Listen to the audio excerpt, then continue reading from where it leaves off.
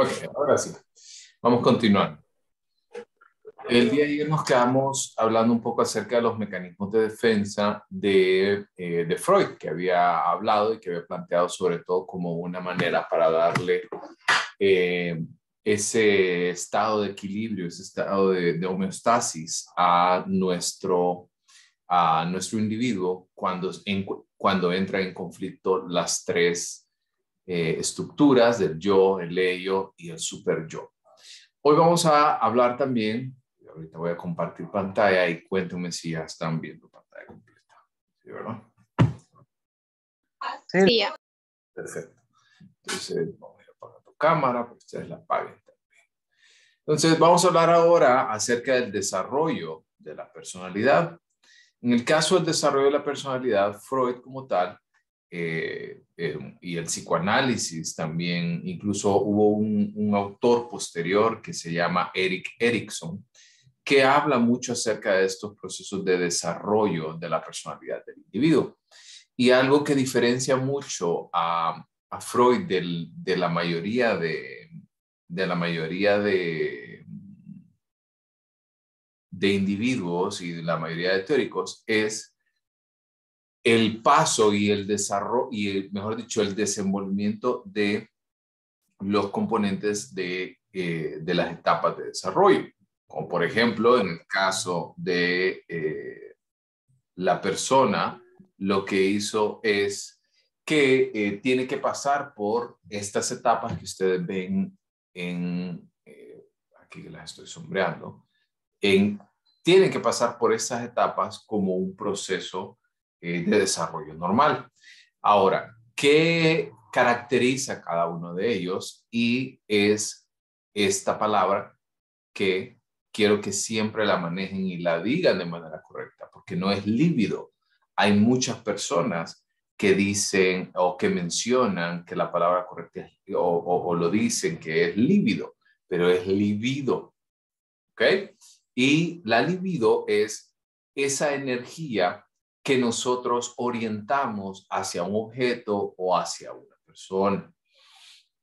En el caso de la etapa, por ejemplo, en el caso de la etapa oral, que es la primera que va entre los 0 años, o sea, desde el nacimiento hasta aproximadamente los 2 años, lo que hace referencia es a que su energía, su libido, es dirigida hacia la zona oral.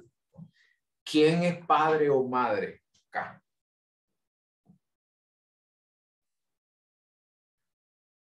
Yo, Mayeli. Junior. Junior. Ok. Pregunta, ustedes, ubíquense en la etapa de desarrollo de sus hijos en cuanto nacieron. ¿Se han percatado de que siempre el niño lleva todo a la boca?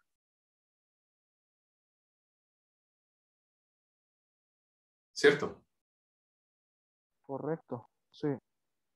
¿Cómo qué? Correcto. Por ejemplo, Los juguetes, el Pepe. juguetes, Los deditos. cuchara, alimentos, tierra, lo que se les ocurra. Elisa dice por ahí que tiene un bebé de 4 años. Lo que se le ocurra al niño lo lleva a la boca. Y esto es normal. Usted no tiene por qué regañar a su hijo porque lleva a la boca lo que se le cruce o lo que se le ponga enfrente. Porque es normal, porque es su forma de establecer el contacto con el mundo. Lo explora a través de la boca. ¿Por qué? Porque en esa etapa lo más importante que ocurre es el proceso de alimentación. ¿Ok?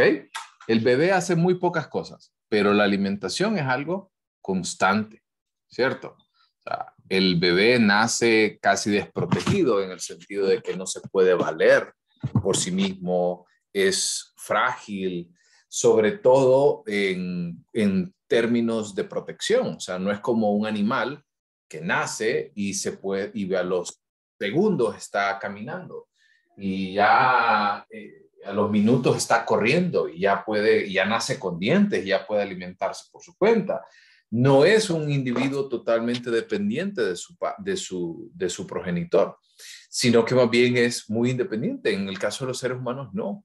Necesitamos de todo, necesitamos de los cuidados de nuestros padres, necesitamos de que nos alimente, que nos cuide, que nos cambie, que nos limpie. ¿Estamos? Entonces, por eso en esta etapa el proceso de alimentación es un proceso sumamente valioso y por ende ahí es donde el individuo va a fijar toda su atención, por ende toda su energía libidinal. ¿Se entiende? ¿Hasta aquí? ¿Muy bien?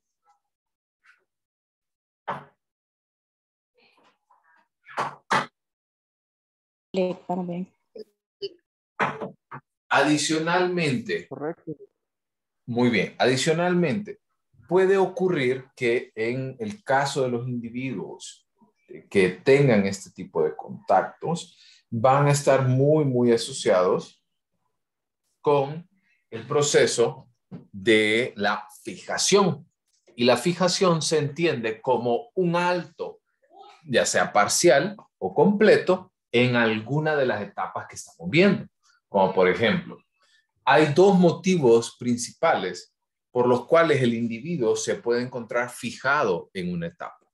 Y puede ser por excesos o por carencias. ¿Ok? Eso quiere decir, por ejemplo, imaginemos un niño que al niño se le permite todo, absolutamente todo. Por ende, la alimentación, llevarse todo, absolutamente todo a la boca, y es algo que le permite el padre que tenga en la boca algo constantemente. ¿Ok? Y por otra parte, tenemos niños que también son privados de este tipo de acciones, como por ejemplo niños que no se les alimenta en los momentos apropiados, que no se les alimenta en el momento adecuado, entre otras cosas. Entonces, esto, cualquiera de los dos, o los excesos o las carencias, pueden generar ese proceso de fijación. Y la fijación va a verse más adelante como algunos de los trastornos, como por ejemplo, las personas que utilizan sustancias, como por ejemplo el alcohol, el cigarro y este tipo de acciones, se plantea en esta teoría de que ellos se encuentran fijados en esta etapa. Eso quiere decir de que no pudieron resolver las dificultades en esta etapa en específico.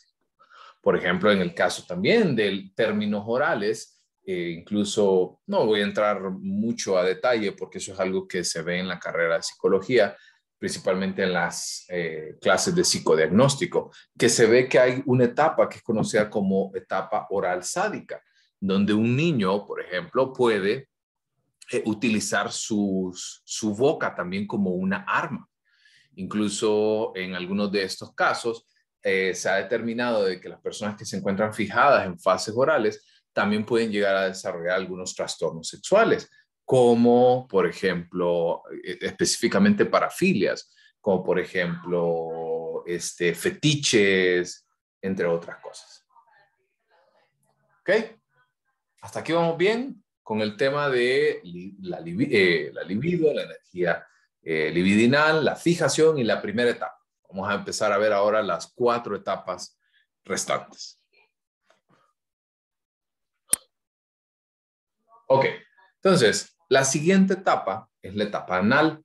La etapa anal y cada una de las etapas recibe el nombre por el área donde se aloja esta energía.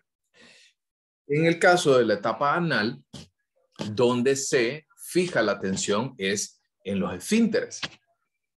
Pregunta para a ver a Elisa, ¿verdad? Elisa, que me puso que tiene un bebé de 4 años, está en esa etapa, que va entre los 2 a los 4 o 5 años. Después de alimentación, Elisa, ¿qué fue lo que hizo su hijo? ¿Cuál fue el siguiente punto para él?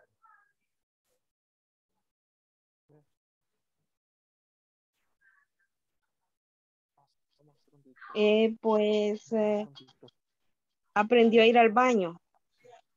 Bingo. En cierto momento, ¿cómo se llama? Controlaba, como le digo, estaba como traumado a hacerse en el pañal. Igual le traumaba ir al baño, que yo lo sentara en la taza del baño. Pero poco a poco fue mejorando, porque había veces que yo, ¿cómo se llama? Como que lo reprimía de eso, pues. Yo quería que él aprendiera a la velocidad de un, Nuestra. sí, a la velocidad nuestra. Sí. Entonces, a él me lo fue costando, pero igual poco a poco fue aprendiendo. Y ahí es donde yo quiero contarle. Esa siguiente etapa es la etapa anal y se fija entonces en el próximo aprendizaje que tiene el niño, que es controlar sus esfínteres, tanto el de micción, o sea, el de orinar, y el de defecación, que es entonces, obviamente, el proceso de defecar. Por ende, esta etapa se caracteriza sobre todo porque el niño, si hay algo, tengo algún padre que tenga un hijo unos 8 años para arriba.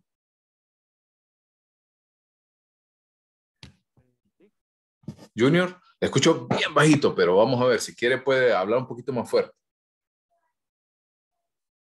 Sí, mire, yo tengo ese problema con mi hijo que tiene 4 años. Ok. Entonces, en el caso de este tipo de situaciones, debemos de entender que para el niño las heces son una creación, ¿cierto? O sea, quiero que lo vean desde un punto de vista, no desde un punto de vista de, ay, qué asco, no, sino véanlo desde un punto de vista en el cual usted es creador de algo. Si hay algo que el cuerpo humano puede hacer, son los desechos por medio de la defecación y de la micción. Entonces, tienen esa posibilidad de controlar cuándo lo hacen y cuándo no. Les ha pasado, para los que son padres y para los que no son padres, tal vez tienen un primito, tal vez tienen un sobrino o algo así, que el niño aguanta hasta que no puede más y hasta ese momento va al baño.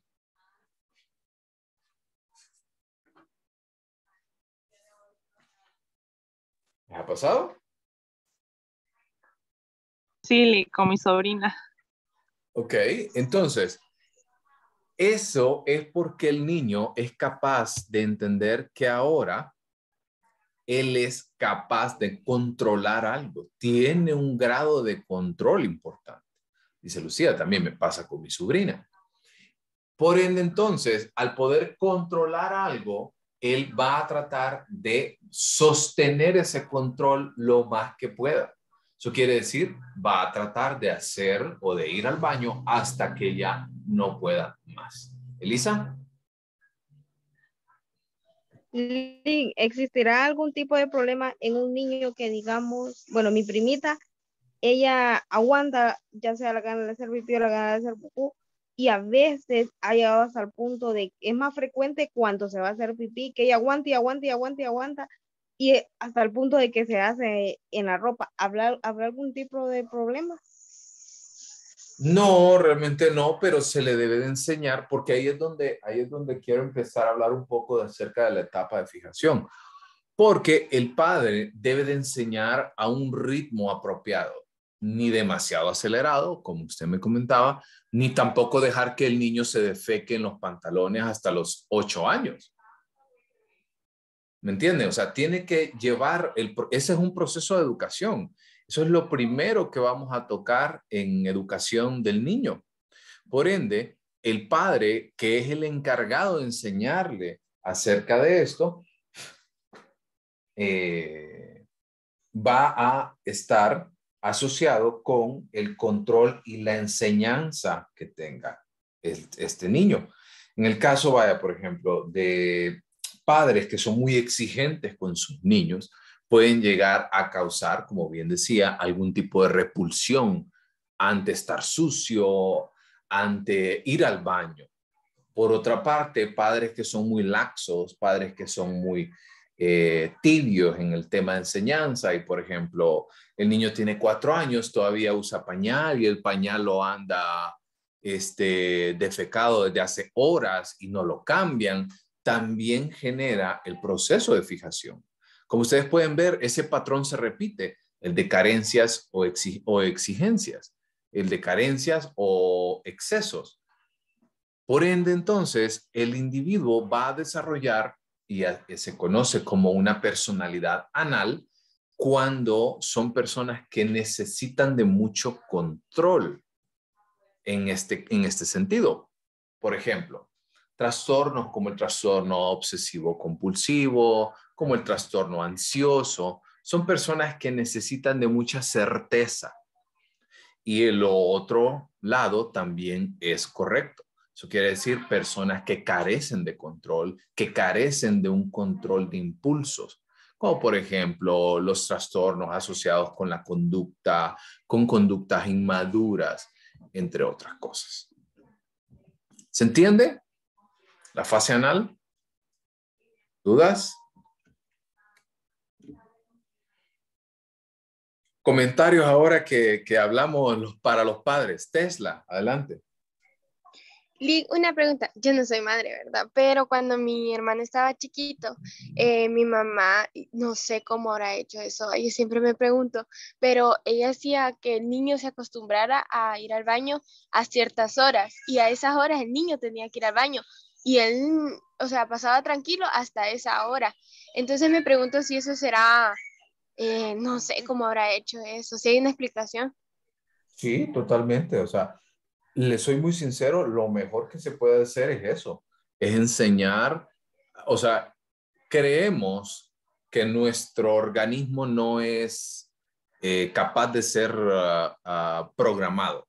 Creemos de que cuando llega la necesidad, principalmente de defecar, defecamos y ya, pero no, realmente es algo que se enseña, es algo que se puede moldear y que se practica.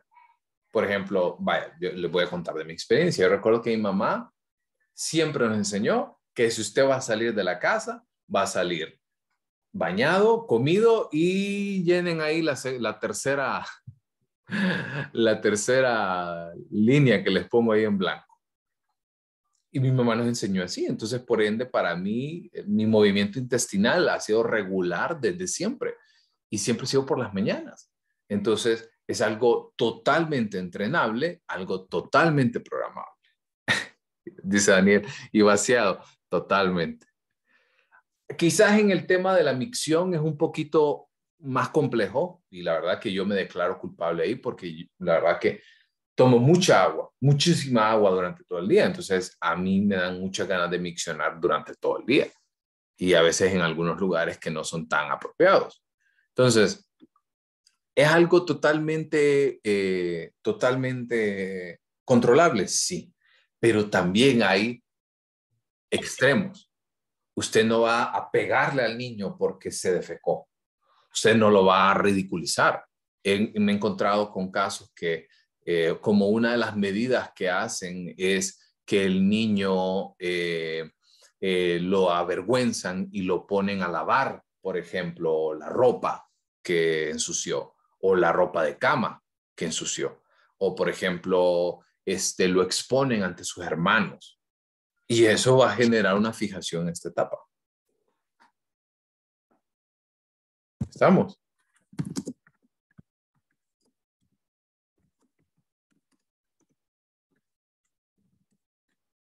¿Muy bien?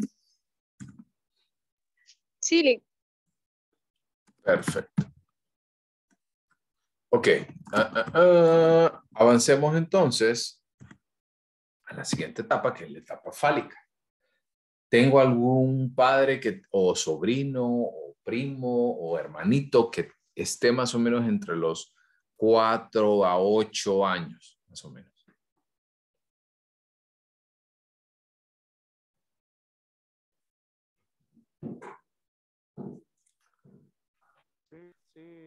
Sí, profe. Junior. Sí. Ajá, Sí. adelante.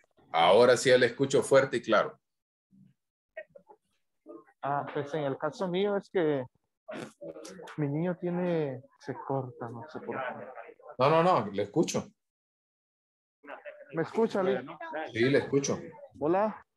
Sí, le escucho. En el caso mío es que mi niño tiene 4 años, ¿verdad? Y entonces él cuando nació tuvo un problemita con el intestino, entonces lo operaron. Resulta de que él, para poder hacer, él a los 2 días me dice, papá, poneme el pañalito, me dice, para hacer pupú. Y así es, él, si él puede andar sin pañal, él duerme sin pañal, él no se orina, él orina bien, normal. Yo lo llevo al baño, orina y todo. Pero cuando él va a hacer pupú, me dice, papá, poneme el pañal porque yo voy a hacer pupú, me dice. Y si no le pongo ese pañal, él no hace. Claro. Yo creo que por ahí tiene que explorar un poco la experiencia que ha tenido él en este sentido. Entonces, ustedes deben de tratar de enseñarle a él que debe de ir, porque ese es el proceso natural. Entonces, debe de enseñársele e incluso hay muchos padres que lo llevan directamente al servicio, pero hay otros que hacen algunas paradas, por ejemplo, hay una vacinica, hay uno que se llama, en inglés se llama potty training, que es como una vacinica pero más elevada, es ajustable, o sea, hay muchas opciones, pero como tal debemos de explorar el por qué le da miedo o qué le causa esa sensación que no quiere ir al baño. ¿Ok? Esa es otra cuestión que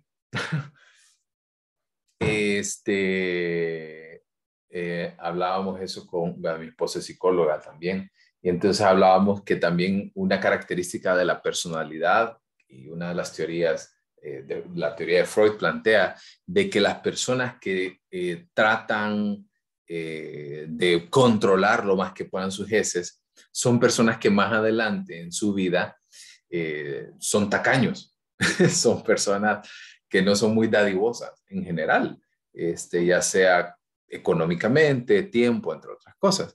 Entonces la teoría plantea de que la persona que tiene este tipo de características de personalidad no es un trastorno, sino que es un rasgo, se encuentran fijadas en esta etapa, sobre todo porque ven a las heces como tal, como una moneda, ¿verdad? Como dinero, como una creación suya. Y por eso no le quiero compartir nada de esto a nadie. Así que es una postura interesante también que se le da a la etapa anal. ¿Puedo avanzar a la fálica? ¿Les parece? Sí, Lick. Ok. Les preguntaba a ver si tenía algún padre o algo, primo, sobrino, que tuviera un bebé, que tuviera un niño entre los 4 y 6 años, y 8 años aproximadamente, porque en esta etapa es donde ocurre la etapa fálica. Y la etapa fálica es que el niño se da cuenta que es diferente y que hay algo que le diferencia a él de los demás. Sobre todo, la comparación que existe a nivel de sexo. Quiere decir de que yo tengo algo que mi hermana, hablando en mi caso masculino, que mi hermana no tiene y que es obviamente el sistema reproductor. ¿Ok? Este es como el primer acercamiento del niño ante las diferencias de sexo. Dice Tesla, mi hermano tiene 8 años. Así que por aquí inicia esta curiosidad por el área genital, pero es un tema de curiosidad no de índole sexual, sino más bien es una preocupación porque yo soy diferente. ¿Ok? También aquí es algo muy interesante que el niño tiene la oportunidad de poder ver, de poder observar y sobre todo de empezar a tener contacto con nuevas personas. Por ende, ahí es que entra esta curiosidad por ver qué es lo que yo tengo de diferente a una amiga, a una prima, a una hermana. ¿Se entiende?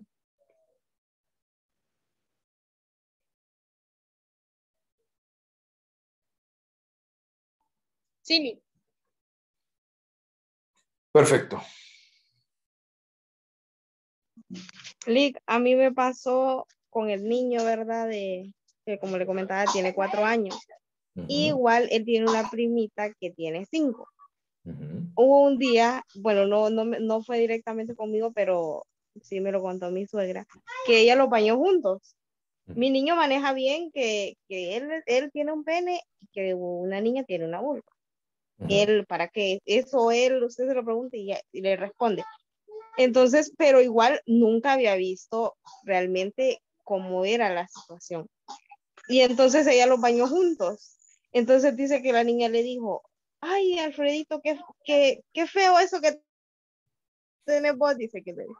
Ah, entonces dice que le respondió, ay, y la tuya también es fea, dice. Porque ella se quedó sorprendida porque nunca había visto a un niño desnudo. Claro.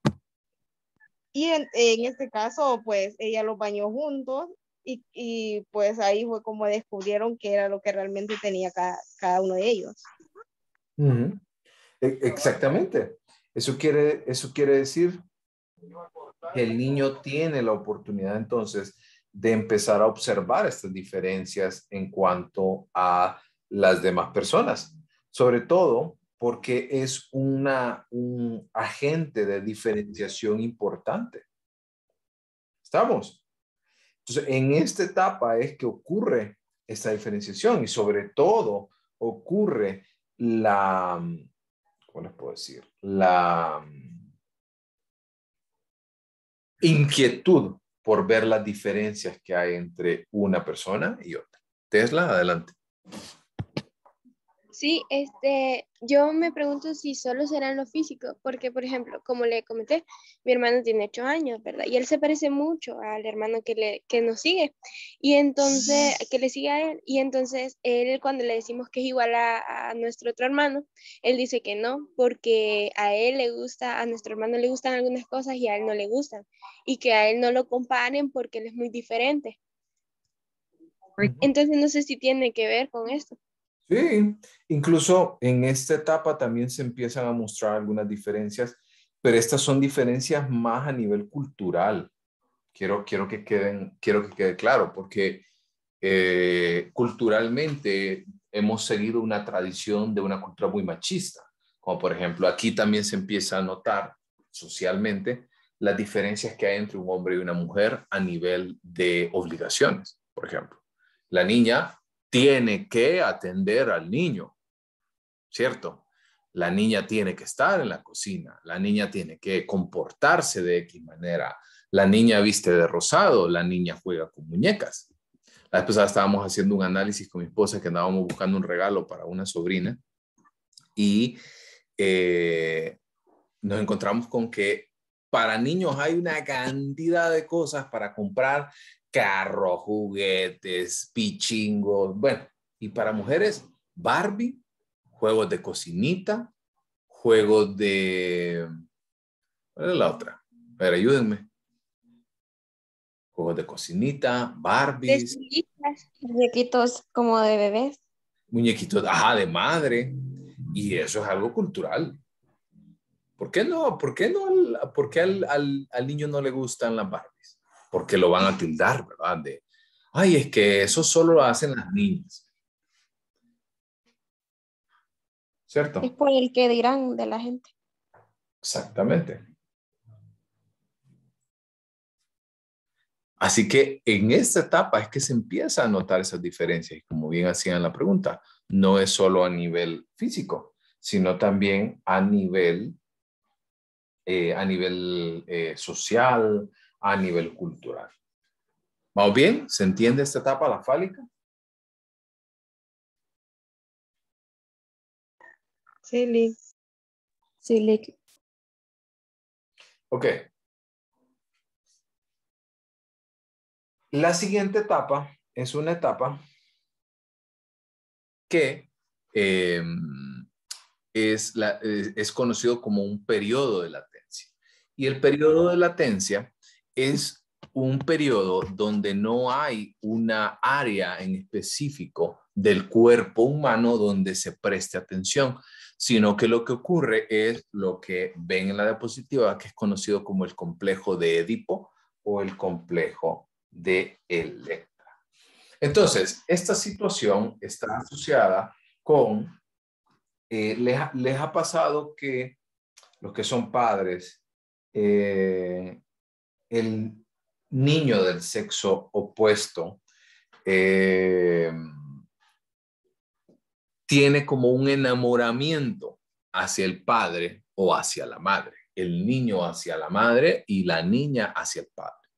¿Lo han notado? Y es un enamoramiento, de nuevo, no de índole sexual, sino como mi mamá es la mejor, mi mamá es un gran ejemplo, me cuida, me baña, ¿cierto? Y en el caso del padre igual, ¿verdad? Ante la niña.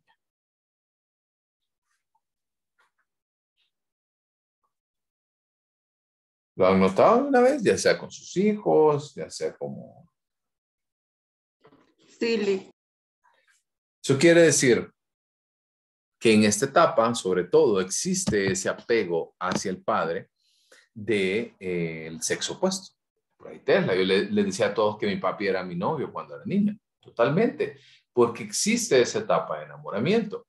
Incluso el nombre que se recibe es como el complejo de Edipo, que ustedes no sé si han escuchado acerca de esta novela, que es una tragedia griega. No sé si a alguien le gustaría contar, si lo ha escuchado acerca de esta tragedia.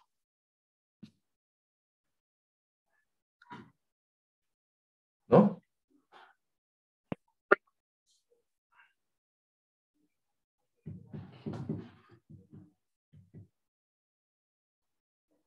Ok. Rápidamente entonces la cuento. En el caso de Edipo, lo que pasa es que nace Edipo y al padre le dicen que ese bebé que acaba de nacer lo va a matar y se va a casar con su esposa. Ese fue como una que mató a su papá para casarse con su mamá, Daniel, esa es. Entonces a él le dicen esto, que él va el niño lo va a matar y se va a casar con su esposa. Resulta que él lo manda a matar al niño, pero uno de los criados, en lugar de matarlo, lo regala. Y entonces Edipo fue criado y ya más adelante en el camino, ya siendo un adulto, se encuentra con el padre biológico y en una discusión lo mata. Posteriormente,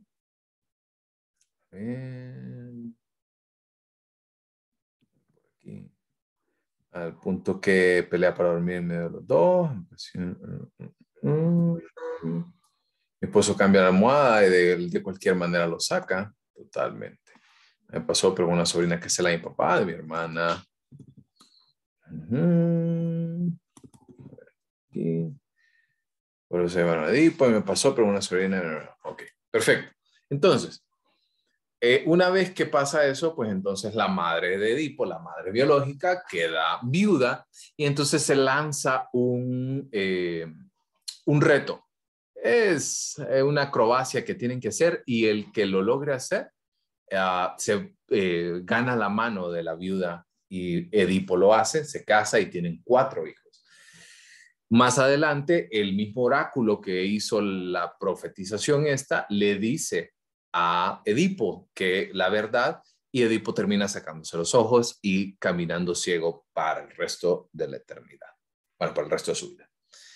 Y en el caso de Electra es una epopeya muy parecida, solo que con el sexo opuesto, y esta es más de índole romana que griega. Entonces, lo interesante de esto es ese enamoramiento que los niños generan hacia el padre del sexo opuesto, es porque consideran principalmente que el padre o la madre es lo mejor que hay. No hay otra persona que se compare ante esto. Daniel, que no el complejo de Edipo se refiere a cuando existe algo per se incestuoso, totalmente. Pero en el complejo de Edipo, en la teoría de Freud, se ve como un proceso de no resolución ante este conflicto. Porque si yo veo al padre del sexo opuesto como mi enamorado, entonces el padre o la madre de mi sexo es mi rival. ¿Se entiende? vaya, por ahí Lucía pone, mi sobrina no cela a mí, a mi mamá y a mí, y creo que es porque pasa todo el tiempo con nosotras. Entonces, vaya, en el caso de Lucía, lo que está ocurriendo es que está viendo a estas figuras como las figuras más importantes y a cualquiera que se les cruce al frente y que impida tener a esta persona es un rival. Entonces, volviendo al complejo de Edipo clásico, vamos a tener que en el caso del niño se enamora de la madre y el padre es su rival. Entonces, si no se logra ese status quo, ese equilibrio entre entender que su mamá sí es una excelente madre, que va a estar siempre para mí, pero no en esa manera, vamos a denominar como que este complejo de Edipo todavía está presente. Y quizás puede ser que no se observe de una manera tan pronunciada de índole sexual. No es que literalmente usted se quiere casar con su mamá, pero cuando un individuo depende mucho de la aprobación de los padres, cuando depende mucho del qué dirán sus padres, eso es algo muy relacionado con el complejo de Edipo. ¿Se entiende? ¿Estamos bien? Sí, Lee. Ok, y lleguemos, veo el chat, que es el mommy issues y daddy issues. Eso es exactamente. He visto que es algo que se diagnostica en algunas personas, pero me confunde. No es un diagnóstico formal como tal, sino que se le denomina mommy issues y daddy issues, que es como problemas de mamá y problemas de papá, a las personas que no logran resolver este complejo de Edipo. Eso quiere decir de que siempre han buscado la aprobación y algo interesante de esto, de las personas que tienen mommy issues, daddy issues, es que buscan a una pareja muy parecida a su progenitor. ¿Estamos?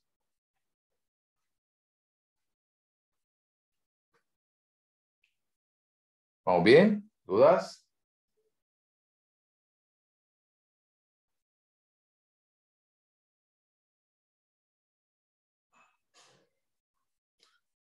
Los issues son más una clasificación de los problemas paternos en la cultura popular. Exactamente. No es un diagnóstico como tal. No es que existe en el manual de diagnóstico y estadístico de los trastornos mentales, pero sí es como una caracterización. Dice Lucía, por ahí he mirado varios casos así. Bueno, pues ahí le voy a dar mi número para que lo refiera a consulta. Y llegamos al último punto, que es la etapa genital.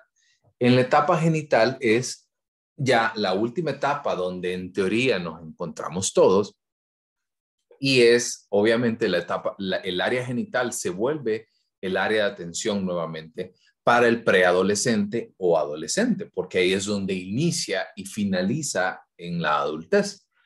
Entonces, este interés sexual, este sí ya es un interés sexual como tal, por poder llevar a cabo el ritual de apareamiento, de encontrar una pareja sentimental. Entonces, el área en la etapa genital ya es donde la persona tiene esa conexión con otra persona y el interés sobre todo de índole sexual. Por ejemplo, en la preadolescencia es donde surge el interés y que lastimosamente en la mayoría de niños pasan, y principalmente hombres, pasan por el interés en la pornografía antes de tener contacto con una persona. Y les soy muy sincero que ahora me he encontrado con varios casos en la clínica que también niñas están haciendo esto. Y digo niñas porque literalmente hay algunas que ni siquiera han tenido su primera menstruación. Así que todavía no podría considerarlas ni siquiera preadolescentes. Entonces, esta etapa es algo que sobre todo genera mucha curiosidad en el niño, en el sentido de poder establecer un contacto y una relación sexual con una contraparte. ¿Estamos bien? ¿Se entiende hasta aquí? Bien, bien.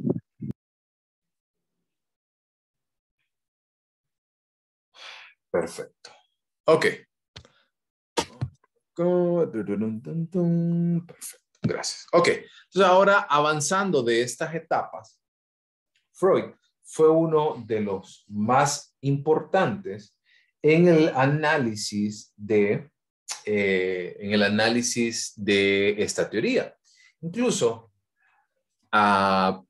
Freud fue la base para otros psicólogos, como Carl Jung, por ejemplo. Bueno, no para otros psicólogos, él era médico. Para otras personas que generaron sus propias teorías de personalidad. En el caso de Carl Jung, él fue un alumno de Freud, pero se separó de esta teoría porque le daba mucho énfasis a la sexualidad. Y les quiero decir algo. Aún hoy, en pleno 2022, este es un tema que causa un ligero malestar. Sexualidad infantil. Ustedes dicen, chica, ¿qué clase de depravado va a estar hablando de este tipo de cosas? Imagínense cómo fue recibido en la comunidad científica en los años 1900, 1897, por ahí. ¿Cómo creen que fue recibido esto?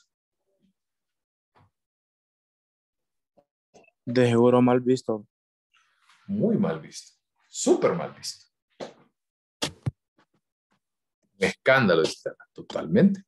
Entonces, ahora yo les soy muy sincero, yo considero que la teoría de Freud todavía 120, 130 años después, todavía tiene mucha validez en la actualidad, porque hay muchas situaciones que nosotros hacemos que tienen mucho que ver con las etapas que estamos hablando ahorita. Por cierto, ¿recuerdan que les había recomendado que vieran la serie de Freud? ¿Alguno la logró ver?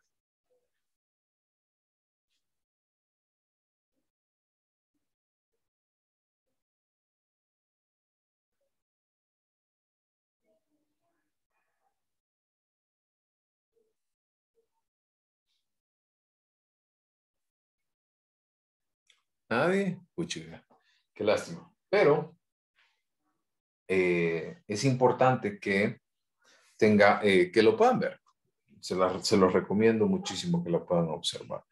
Y esta situación, pues entonces, causó mucho revuelo, causó mucha situación por ahí, dice Mayeli, como tabú, totalmente. Fue algo muy, muy difícil. Vamos a ver, Daniel, como cuando la gente se escandalizó por orgullo pedófilo, sin embargo, si más gente se escandaliza, es la que vive diciéndole a sus hijos pequeños, ya tenés novia, chiqui, totalmente. Pues chicas, no les puedo creer que yo no les haya recomendado la serie de Freud. No les puedo creer.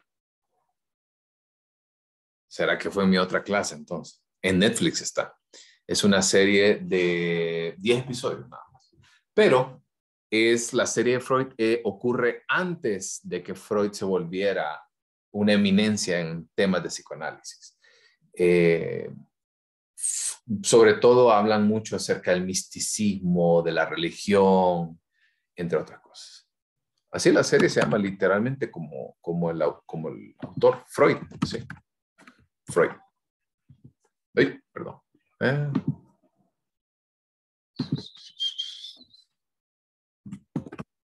Freud. Elena dice, yo tuve una maestra que ya nos hablaba de ese tipo de temas y varios padres se enojaron por ese motivo. Totalmente, porque es un tabú, pero Latinoamérica es el que tiene los mayores índices de embarazo adolescente que cualquier otra cultura. Pero bueno, volviendo al tema. Freud puso las bases con respecto al inconsciente y posteriormente vino uno de sus alumnos, uno de sus protegidos, que se llamaba Carl Jung, y él desarrolla una postura que le da mucha importancia al inconsciente, pero le resta la importancia que Freud le había dado a la energía sexual, o sea, la libido. Esto hace que divida el inconsciente en dos partes. En el inconsciente personal, que es exactamente igual al que Freud ha hablado, que está relacionado con los pensamientos reprimidos, experiencias olvidadas, ideas no desarrolladas, sentimientos que no se han expresado. Pero adicionalmente a esto, él generó el inconsciente, en su teoría, el inconsciente colectivo, que esto es algo que es heredado de cultura a cultura. Por ejemplo, A ver, todos nosotros tenemos la idea que la madre es la figura más sagrada. Hasta hay un himno a la madre. ¿Cierto? Bueno, yo la despidieron, además Latinoamérica es el Sí, epicentro de producción de pornografía infantil y nadie habla de esa edad, totalmente. La madre es la figura que no falla, es intachable, siempre va a estar para nosotros. Pero ¿quién se lo enseñó eso?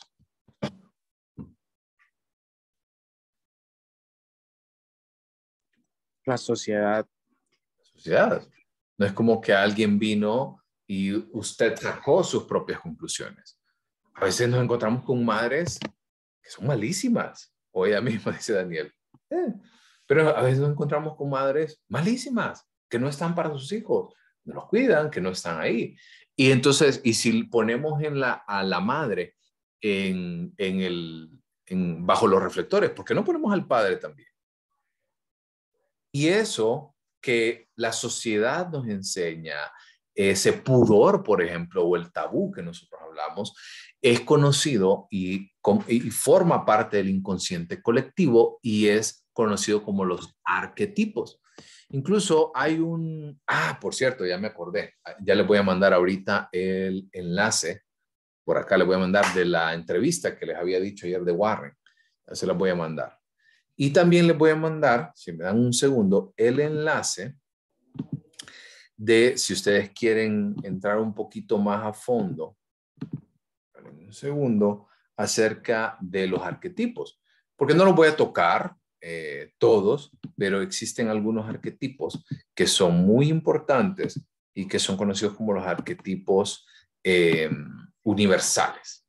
Ya se los voy a mandar eso también para que ustedes lo puedan observar. Incluso hay algunos autores, como Jung, que planteó que hay 13 arquetipos, importantes en este análisis. Perdón. Un segundo.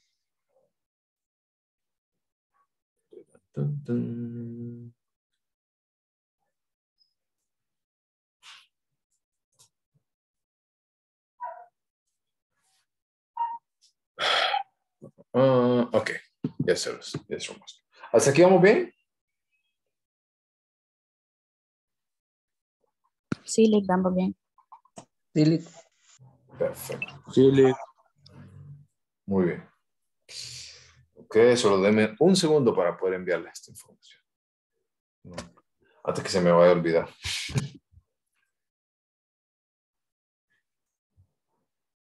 Ok, aquí tengo ya el primero. Y solo me dicen si logran abrirlo correctamente.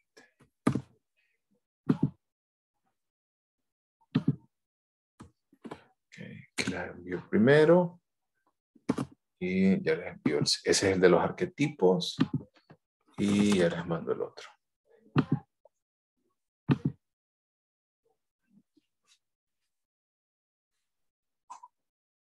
El primero que mandó se abre bien, Lick. Gracias. Ahorita les mando el segundo. Pom, pom, pom, pom. Aquí está el otro. Que ese es el de Juan Orlando.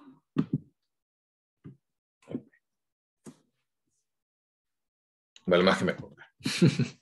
Así que entonces, volviendo a la presentación, estos arquetipos son estructuras de pensamiento que nuestra sociedad nos ha hecho crecer y han sido desarrolladas de generación en generación y son imágenes o representaciones mitológicas hasta cierto punto. O sea, ¿y a qué me refiero con mitológicas? Que puede ser que tenga algún grado de verdad, pero puede ser que no. Incluso hay unos arquetipos interesantes, como por ejemplo el arquetipo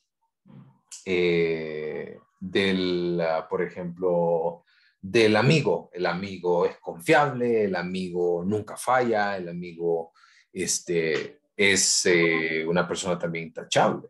O el cuidador también es muy particular o es muy único. Nunca nos va a fallar, nunca nos va a decepcionar. Entonces, por ahí les recomiendo ese artículo para que lo puedan leer. Gracias, Lucía. Ok.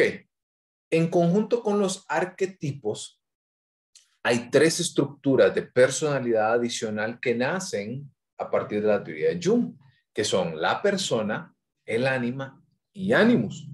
En el caso de Freud, pues casi que colocaba a las mujeres como una figura totalmente repudiable de alguna manera. ¿Y a qué me refiero con esto?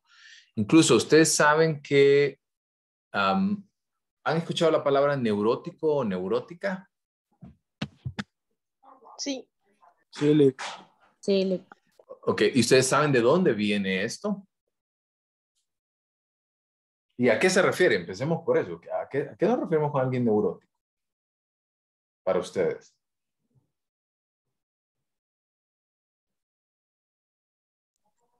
Que deja que las emociones decidan por él, diría yo. Lick. Sí, Que totalmente. chocan sus ideas y sus emociones. También alguien alterado, dice por ahí.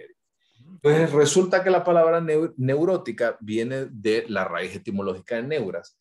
E incluso se creyó en ese momento, Freud creía de que la presencia del útero generaba estas neuras. O sea que las mujeres, específicamente, si a usted le dicen neurótico como hombre, no es aplicable. Solo para las mujeres aplica, según la raíz etimológica. Vilma, adelante. Solo quería dar el aporte. Creo que viene también cuando una persona siempre está como a la defensiva. Uh-huh. Como alguien inestable, como alguien no confiable, como alguien que está como a flor de piel con sus emociones. Entonces, Freud le daba, como que colocaba a la mujer en una posición muy desventajosa. Jung reformuló un poco porque dice que en el caso de tanto de los hombres como las mujeres, tenemos aspectos femeninos, los hombres, y las mujeres tienen aspectos masculinos. Y a esto lo denominó como el ánima, que son la expresión de rasgos femeninos en un hombre, y el animus, como la expresión de rasgos masculinos en una mujer. Y en esto yo les quiero contar que para mí, yo me quedo, si hay algo de la teoría de Jung con lo que me quedo es con esto, porque al final todos tenemos, como les había dicho, los rasgos de personalidad, todos los tenemos expresados en cierta manera, en un grado mayor o menor. Y Jung plantea de que también en el caso de algunos rasgos femeninos, por ejemplo, pensemos en los hombres, ahora es mucho más aceptable el hombre que se cuida, el hombre que se cuida el cutis, la piel, que se preocupa, que se saca las cejas. Y hasta cierto punto eso es un rasgo femenino. Y por otra parte, el rasgo masculino, me refiero en el caso de proyectados en la mujer, me refiero más a un tema más tosco, incluso, no sé si ustedes habían notado esta contraposición entre que las mujeres quieren pelear por no depilarse, ¿cierto? Y los hombres al revés, los hombres ahora se depilan. Y la vez estaba escuchando un locutor que dice que tienen una pauta ahí con una barbería y que van a ofrecer ahora el paquete de delfín para que lo dejen así como delfín. ¿Estamos? Entonces, para mí esto es una de las áreas muy importantes de la teoría de Jung. ¿Se entiende hasta acá? ¿O bien? Sí, Lick. Sí, Lick, vamos bien. Sí, Perfecto. Jung es el primero que hace una distinción de tipos de personalidad y a él se le atribuye esa división de extrovertidos e introvertidos. Porque si ustedes ven, en el caso de Freud, habla mucho de los problemas personales, pero no le da tanta relevancia al tema social. Y esto, a diferencia, Jung lo que hizo es poner a la sociedad como dentro de un papel predominante. No solamente el individuo como persona, o sea, como individuo es importante en el desarrollo, sino que usted nace en un contexto, usted no nace en un punto en el vacío. Usted adquiere las costumbres de su familia, de su comunidad, de su cultura, buenas o malas, pero al final lo adquirimos. Entonces, Jung plantea de que existen dos actitudes generales hacia el mundo, y esto es personas extrovertidas que se interesan en otras personas, en el mundo en general, y los introvertidos que se interesan más en su propio mundo privado. Esto tiene mucho que ver con la interacción social, pero no quiere decir de que el extrovertido es mejor que el introvertido o viceversa. Simplemente son diferentes aproximaciones hacia el mundo. La teoría de Freud más necesidad personal, no es social, y Jung, sí, totalmente. Jung le da una importancia, una relevancia a la sociedad. Asimismo, Jung también dividió a individuos racionales de individuos irracionales, que en este caso, para los individuos racionales es que van a regular su propia conducta, son capaces de poder autogestionarse. Y en el caso de los individuos irracionales, dependen mucho de la aprobación externa, dependen mucho del qué dirán y de algunas percepciones del mundo externo. ¿Estamos bien?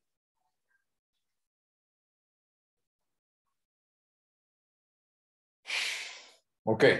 ¿Les parece que nos tomamos una pausa de 2 minutos? Porque voy a ir a tomar agua, ya no aguanto la garganta. Denme un segundito. Vamos por agua entonces. Ya 2 minutitos, son las 12:33, seguimos 12:35. Denme un segundito.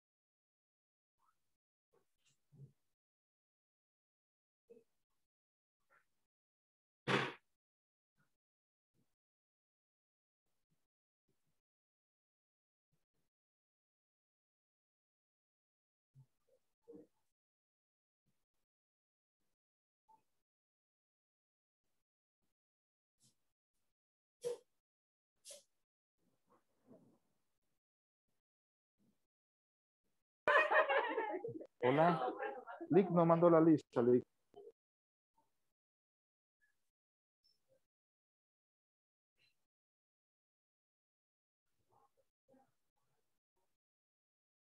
El Lick dio 2 minutos y regresamos a las 12:35.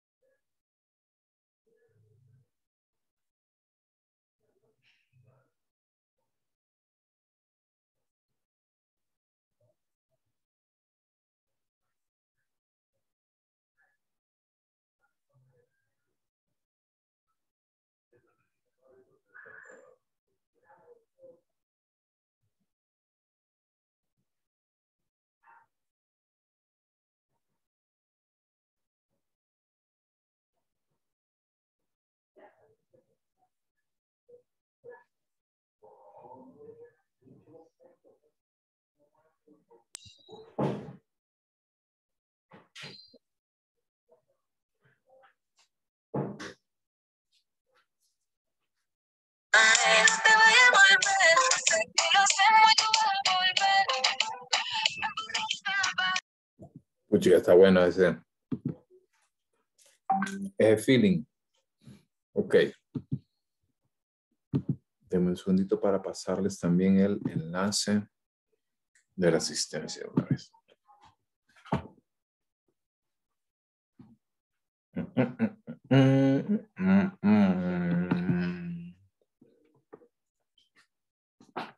Como que ya se hambrita, ¿verdad?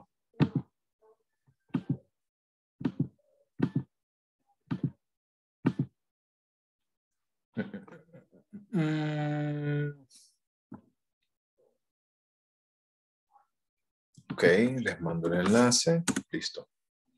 Ok. Ya veo.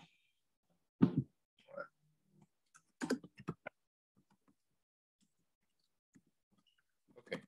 Dice por ahí. Daniel, es increíble la cantidad de términos psicológicos que se usan mal. Hoy día absolutamente todos dicen ser introvertidos cuando tienen la más mínima dificultad para socializar. Incluso hay muchas personas que se escudan detrás de esto, pero la introversión no es algo malo realmente, ni la extroversión tampoco es algo malo. Incluso hay algo muy interesante que se llama el locus de control interno y externo. Y el locus de control, que también nace de esta misma teoría, nos brinda la oportunidad de entender que la persona va a gestionar mucho de su ambiente. Y por otra parte, las personas que son más introvertidas van a gestionar más sus propias emociones. No quiero decir que una es buena, que la otra es mala, simplemente son distintos. Incluso hay carreras, obviamente, como la de psicología, que necesita un balance entre estas dos actitudes. ¿Estamos bien? Sí.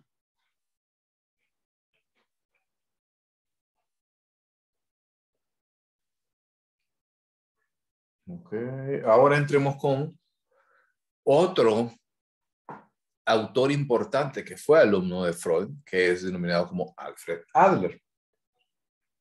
Alfred Adler también fue un médico que se interesó mucho por la teoría de Freud, pero también se empezó a distanciar de él. Sobre todo, Freud como tal consideraba que el ser humano es malo por naturaleza, que la sociedad lo va moldeando, a diferencia de Adler, que creía que la persona es más positiva, que tiene motivos innatos positivos y que hay un cierto grado de utópico, de que siempre quiere mejorar. Recuerden que esto es algo que nosotros hemos hablado, que cuando nosotros vemos que el hecho de que usted esté conectado acá es porque quiere pasar la clase. Quiere pasar la clase porque quiere avanzar en su carrera. Quiere lograr su carrera porque necesita un trabajo que le dé un estatus, ¿cierto? Y entonces todo esto, que es algo que el ser humano va a tratar de alcanzar todo el tiempo, es ese sentimiento utópico de perfección, tanto personal como social. Pero puede ser que en el camino se desvíe un poco el individuo y entonces genere cierto, Adler no lo denomina como ansiedad, pero sí genera un cierto estilo de vida erróneo. Y aquí es donde nace como un mecanismo de defensa, por así decirlo, la compensación. Y la compensación es que nosotros tratamos de superar nuestras debilidades físicas como no físicas reales. Como por ejemplo, yo les he comentado que para mí es muy importante siempre mantenerme con mucho cuidado con el tema de alimentación. Por ejemplo, porque mi papá, mi mamá son diabéticos. Entonces, para mí, eso es una amenaza real. Mi hermano y mi hermana también son diabéticos. Entonces, esto hace que en lo particular yo genere ese proceso de compensación, un proceso compensatorio. Piense usted, y si quiere compartirme, ¿dónde genera usted ese proceso compensatorio?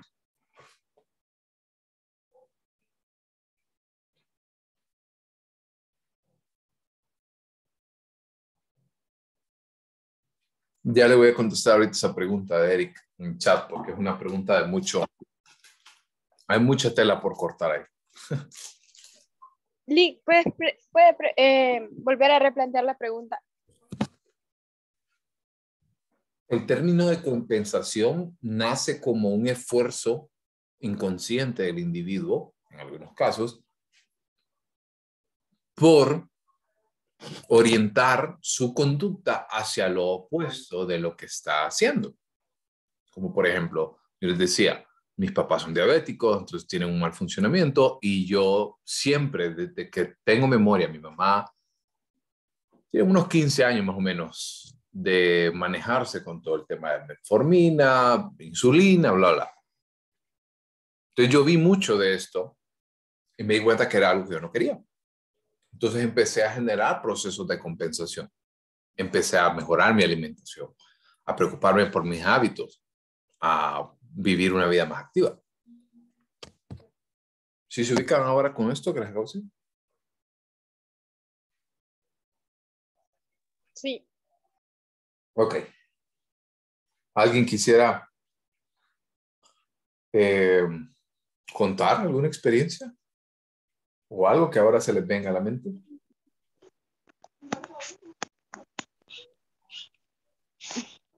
Denle una llamada a ver si va a venir Giovanni, porque yo hoy voy a estar ocupada. Ok. Ok. Entonces, para responder a la pregunta que decía Eric y que Lucía mencionaba también en el chat, ¿las personas son buenas o malas? Hay dos posturas y son corrientes filosóficas. La primera postura de Maquiavelo menciona que el ser humano como tal, desde su nacimiento es malo, pero la sociedad lo va formando por medio de las reglas, por medio de las costumbres y por medio de la instrucción de los padres, entre otras cosas. O sea, su teoría se basa en que si nosotros dejáramos a un individuo que se criara salvajemente, sin ningún tipo de regla, leyes, castigos, pues obviamente siempre va a querer satisfacer sus deseos primarios sexuales, fisiológicos, más que cualquier otra cosa. Y su contraparte, que era Jean-Jacques Rousseau, él creía lo opuesto, que el individuo nace bueno como tal, tiene una naturaleza buena, pero que la sociedad lo va corrompiendo. Vaya, pensemos, por ejemplo, en un político, una persona que quizás su naturaleza creció, qué sé yo, en un hogar con muchos valores, pero en el camino la sociedad le llevó a esto. Vaya, el hondureño es el mejor ejemplo. Probablemente el 100% o el 90 y tanto por ciento aquí que maneja, probablemente en algún momento le dio una mordida a un oficial de tránsito para que no le hiciera una esquela. O me van a decir que no lo han hecho.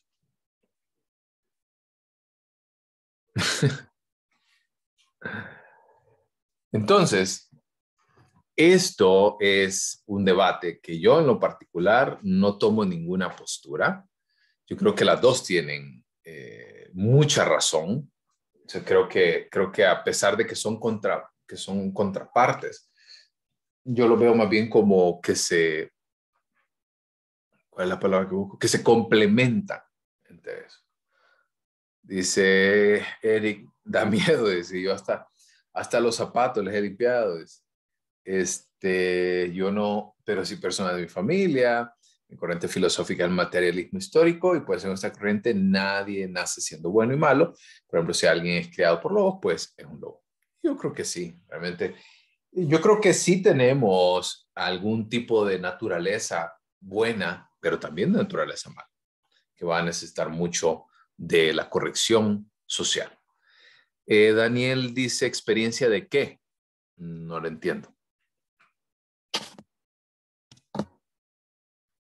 Ok, entonces, para ir casi finalizando, este proceso de compensación es un esfuerzo constante por querer cambiar nuestra situación.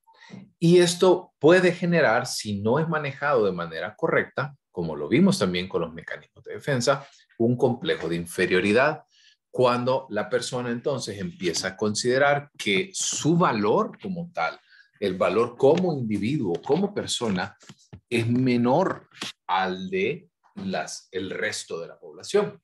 Incluso este mismo complejo de inferioridad se puede demostrar en dos vías, literalmente como un complejo de inferioridad, como que siente que vale menos, como que siente que sus habilidades no son buenas, o que quizás la persona es muy X o Y. Entonces, todo esto es un complejo de inferioridad, pero también se puede desarrollar su parte que es el complejo de superioridad, que son personas que se creen más que los demás, que son personas que sobre todo hacen esfuerzos por minimizar al resto de la población, que tratan de colocarlos en una posición desventajosa o que de repente no creen que las otras personas tienen buenas habilidades de igual manera. Entonces, tanto el complejo de inferioridad como superioridad está relacionado con la inferioridad, solo que uno lo demuestra como la inferioridad, como per se, y el otro lo demuestra como el opuesto, casi como un mecanismo de defensa de formación reactiva. ¿Estamos bien? ¿Se entiende? Sí, Okay. Sí, Muy bien. Era una experiencia de compensación. Y para ir casi terminando, nada más les voy a introducir a una autora que en lo particular me gusta mucho esta teoría. También es psicoanalítica, pero no fue una alumna directa de Freud, sino que ella ya se formó en los institutos de psicoanálisis y posteriormente generó su propia teoría. Y esta es una autora que se llama Karen Horney. Ella, como figura femenina, para mí es de las más importantes, si no la más importante en el ámbito psicológico. Y lo interesante de ella es que, de nuevo, hay muchas similitudes con las teorías psicoanalíticas, porque al final ella considera de que una persona en una situación específica va a generar un sentimiento de ansiedad, pero en lugar del libido como tal, que habíamos hablado de la energía sexual, lo que impulsa a la persona es esta ansiedad. O sea, no es la energía sexual como lo plantea Freud, sino que es la ansiedad. Y a partir de ello nacen tres posibles respuestas o tres tendencias neuróticas, que son la sumisión, la agresión y el desapego. En este caso, por ejemplo, de nuevo, Horney le da mucha relevancia a cómo el individuo interactúa con su medio. ¿Okay? Le da mucha importancia a esta situación. Por ende, la ansiedad dirige muchas de las conductas del individuo. Y ella plantea que existen tres opciones, que es someterse, agredir o huir. O sea, sumisión, agresión o desapego. Piensen por un segundo. Hay personas, pensemos, yo no sé si les ha pasado esto ahorita dentro, a lo interno. Voy a dejar de compartir por un segundo para ir finalizando e ir viéndoles la cara. En el caso de, no sé si les pasó ahorita en el grupo que ya se estaban queriendo matar. ¿Les ha pasado? No me digan, no quiero saber, pero ahí a lo interno digan si eso es cierto o no es cierto. Entonces, esta situación hace que tengamos estas tres opciones de respuesta. Uno, ser sumiso. Siempre hay una persona que tiene esa tendencia a ser sumisa. No quiero que piensen en 50 sombras de Grey cuando hablo de sumiso, sino que me refiero a una persona que deja que la opinión ajena prevalezca antes que la suya. ¿Ok? Y tenemos la contraparte, que es la parte agresiva, que es la parte que domina, que es la parte fuerte de esta situación. Y la tercera respuesta, que es la de huir. Ninguna de las tres que acabamos de ver, ninguna de las tres es la deseada, sino que debe existir un balance entre ellas e identificar dónde es el punto apropiado de desarrollo. ¿Estamos bien? ¿Dudas?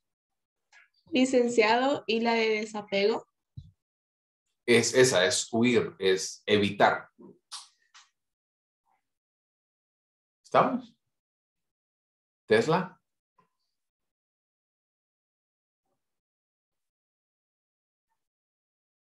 La veo con la mano levantada, pero no la oigo.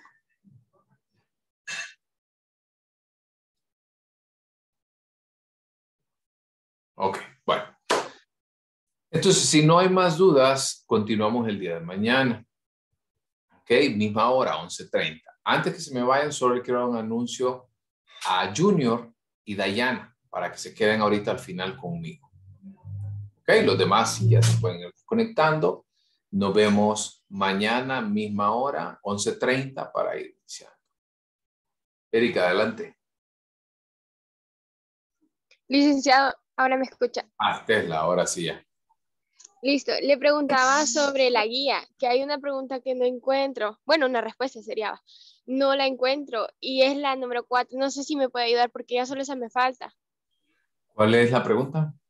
Dice, ¿qué sucede cuando el yo es incapaz de controlar los impulsos del ello de forma que sea aceptable para el super yo? ¿Qué pasa en el caso de los individuos cuando, recordemos que las tres estructuras están luchando, ¿verdad? Están luchando el yo, el ello y el super yo. ¿Qué pasa entonces cuando no podemos disminuir esta ansiedad? ¿Qué utilizamos? Que lo hemos hablado. ¿Qué utilizamos para bajar esta ansiedad? Las técnicas son de negación. Ajá, pero más arriba de negación. Son los mecanismos de defensa. Exactamente. Entonces, cuando no hay este estado de balance, de equilibrio, el ser humano entonces utiliza los mecanismos de defensa para disminuir la ansiedad. ¿Estamos bien? Gracias. Ok, súper. Eric pregunta, ¿el ensayo de los aprendizajes significativos será hasta que terminemos todos los temas? Sí. Entonces terminamos ahorita esta semana y tienen toda la otra semana para hacer el ensayo. Incluso les voy a mandar también ahorita, antes que se me olvide. Denme un segundo, solo necesito mandar esto, que es cómo hacer un ensayo. Es una infografía muy sencilla. Dale un segundito para enviárselo por acá. El examen será en Zoom el sábado. No, el examen va a ser el lunes, probablemente. Gracias, la misma pregunta. Sí. No. El examen lo vamos a tener en hora clase. Yo les había dicho que incluso el lunes no vamos a tener clases. Por eso es que los estoy como presionando ahorita a salir de esto. Esperen un segundo y ya les paso el enlace que les quiero mostrar. La imagen que les quiero mostrar. Chat. Y solo me confirman si ya lo pueden ver. ¿Sí? ¿Lo pueden ver? Sí, Súper, gracias. Esta es la imagen, una imagen muy sencillita de cómo hacer un ensayo. ¿Qué es? Pero sobre todo, la importancia de esto es que ustedes hagan el ensayo de su propia creación. No quiero leer ensayos duplicados. No quisiera leer ensayos que se parecen demasiado a otros. Entonces, mejor evitemos esto. Por eso les mando esta imagen. Es una infografía para que ustedes se apoyen de ella para hacer su ensayo. ¿Ok? Sí. En el video va a permitir que citemos algo. O sea, sí. Eso es válido. Con tal que no vayan a copiar y pegar media página de una teoría, no hay problema. Súper, gracias. ¿Para cuándo es el ensayo? Creo que es para el siguiente viernes. Viernes 29. Más o menos por ahí. Pero ya pueden ir haciendo, ya pueden ir avanzando en algunas cosas. ¿Ok? Bueno, Pórtense bien y nos vemos mañana. Gracias y feliz día. Gracias, Liz. Feliz día. Gracias. Gracias, Liz. Feliz día. Gracias.